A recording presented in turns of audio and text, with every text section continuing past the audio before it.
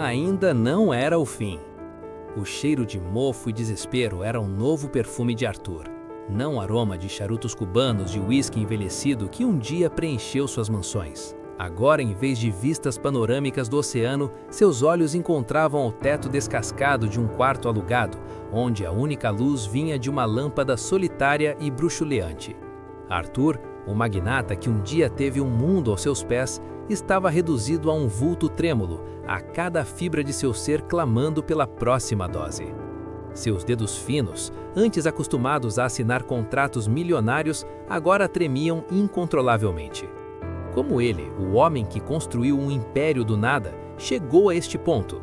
A resposta estava em um vício traiçoeiro, que silenciosamente roubou-lhe tudo, deixando para trás apenas a casca de um homem. A ascensão meteórica. A história de Arthur não começou com privilégios, mas com uma fome insaciável por sucesso.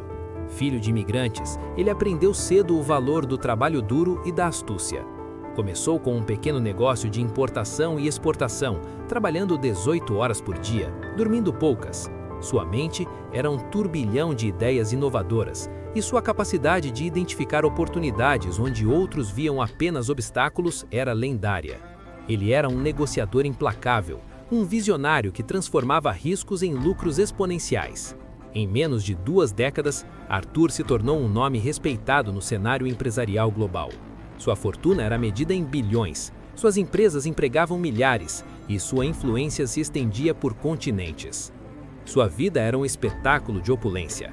Mansões em cenários paradisíacos, uma em Malibu com vista para o Pacífico, outra nos Alpes suíços para os invernos e um apartamento luxuoso na cobertura de um arranha-céu em Nova York. Carros de luxo que desfilavam em avenidas exclusivas, jetos particulares que o levavam a qualquer canto do mundo em questão de horas, e uma conta bancária que parecia desafiar os limites da imaginação. Ele era o epítome do sucesso, um self-made man que havia conquistado o mundo com sua inteligência, ambição e uma disciplina férrea. Festas grandiosas eram rotina, com celebridades e políticos disputando sua atenção. Arthur era o centro de seu próprio universo, intocável, invencível. No entanto, por trás da fachada de brilho e glamour, uma sombra silenciosa começava a se estender. A pressão de manter um império global era imensa. As noites eram curtas, as decisões pesadas. Foi em uma dessas noites de insônia e ansiedade que alguém lhe ofereceu algo para relaxar. A princípio, era apenas uma fuga, um pequeno desvio da realidade para aliviar a pressão constante. Uma dose aqui, outra ali, e a sensação de invencibilidade se intensificava. A euforia inicial era um bálsamo para a mente exausta, um atalho para a paz que ele raramente encontrava. Arthur, com sua mente afiada e seu ego inflado, acreditava que tinha o controle absoluto. Ele era mais forte do que qualquer vício, mais inteligente do que qualquer armadilha. Acreditava que poderia usar a droga como uma ferramenta, um interruptor para ligar e desligar o estresse à sua vontade. Mas a droga, traiçoeira e sedutora, tecia sua teia com paciência e malícia. O que começou como uma fuga ocasional, rapidamente se transformou em um hábito, e o hábito em uma necessidade imperiosa. As doses se tornaram mais frequentes, a quantidade maior. A busca pela euforia inicial se transformou em uma corrida desesperada para evitar a dor da abstinência. A mente brilhante de Arthur, antes focada em estratégias de mercado e inovações financeiras, agora estava consumida pela próxima dose, pelo próximo momento de esquecimento. Ele começou a se isolar, a evitar compromissos sociais e profissionais, preferindo a companhia silenciosa de seu vício, a droga que agora era sua única amiga e sua maior inimiga. Os negócios, antes sua paixão e seu orgulho, começaram a desmoronar de forma alarmante. Reuniões importantes eram perdidas, sem justificativa. Decisões cruciais eram adiadas ou tomadas sob o efeito das substâncias. E a clareza de pensamento, sua maior ferramenta, estava irremediadamente turva pela névoa do entorpecente. Seus sócios, que antes o admiravam, agora o olhavam com desconfiança e preocupação. Os lucros caíam, os investimentos falhavam, e a reputação impecável de Arthur começava a ser manchada por rumores e especulações. Sua família, antes um pilar de apoio, assistia impotente à sua autodestruição. Sua esposa, que o amava e o admirava, tentou intervir, implorou, chorou. Mas Arthur estava preso em sua própria bolha de negação e vício. Seus filhos, que o viam como um herói, agora testemunhavam um pai ausente, irritado e cada vez mais distante.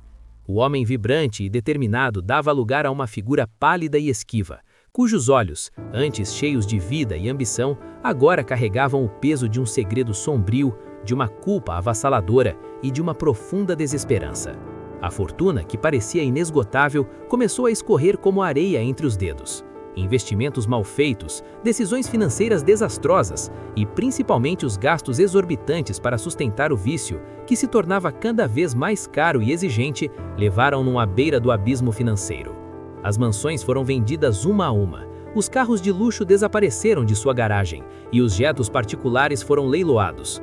Os amigos, antes tão numerosos e bajuladores, se afastaram, incapazes de lidar com a autodestruição de Arthur, ou talvez apenas interessados em sua riqueza.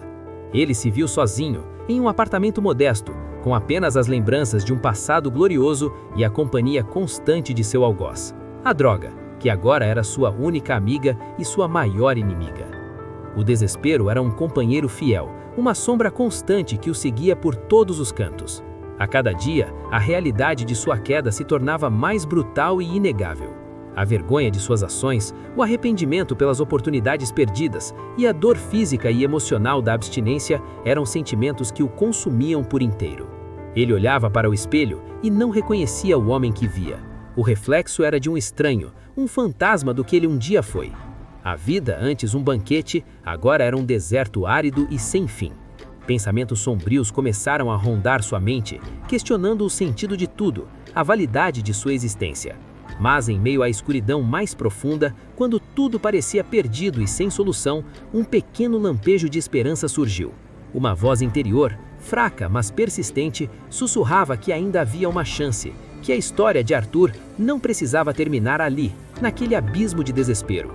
Que, apesar de todas as perdas, de todas as dores, de todos os erros, para ele, a vida, em sua essência mais pura, ainda não era o fim. Era apenas o começo de uma nova e mais significativa jornada, onde a verdadeira vitória não era acumular riquezas, mas sim recuperar-se a si mesmo. A vida de Arthur, antes um conto de ascensão e queda, tornou-se um testemunho de resiliência, redenção e da força inabalável do espírito humano.